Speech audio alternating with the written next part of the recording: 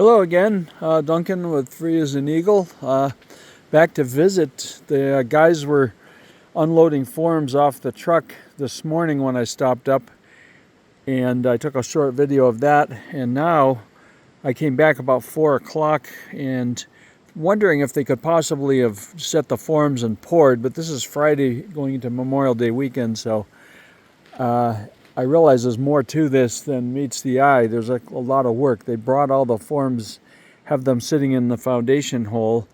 And what's interesting, they probably realized they couldn't possibly form everything up and pour today unless they work till midnight. So they have everything down in there. And what they did do is interesting, very key stuff. The footings that you see at the bottom were done yesterday, and the rebar, the vertical rods there were put in so they would set into the concrete. Then what they do next to make the walls strong is they added all the horizontal pieces of rebar. So you'll see this steel bar situation set up. So when this whole thing is formed and poured, then the walls will be reinforced with all this steel, which will add a lot of strength to it. So this is really a good way to build, and these guys were recommended because they know what they're doing. You see these, call them bucks, these pieces that I made out of pressure treated wood that are right in there.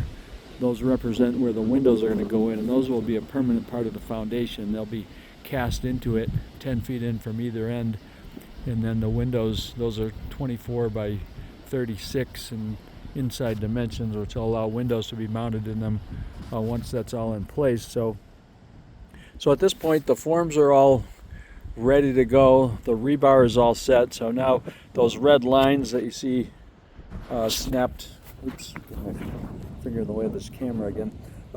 So they've snapped lines to indicate exactly where these forms have got to be to cast an 8-inch wall and have it come out absolutely square. It's very important that the top of the foundation comes out square or rectangular, in this case square in the sense of perpendicular corners, because when you go to build the house you don't want to have to monkey with it too much to get everything squared up.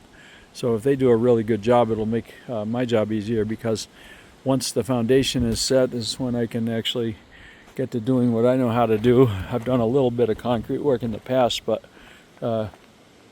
mostly all carpentry, so I've only had a few experiences working with concrete. Definitely not my specialty, but I'll be very happy to see these guys getting their job done. So this little video is sort of an in-between one. I think they're going to be back Tuesday, I would presume, to finish up. See, my neighbors wanted a little privacy, so they built this wall out of wood they ripped with a little bandsaw mill that they have. So that's wood right off their property. I might actually approach them about milling some of my logs so I can build a shed that kind of looks like that kind of wood with rough log siding. So anyway, beautiful day. Went for a nice hike this morning.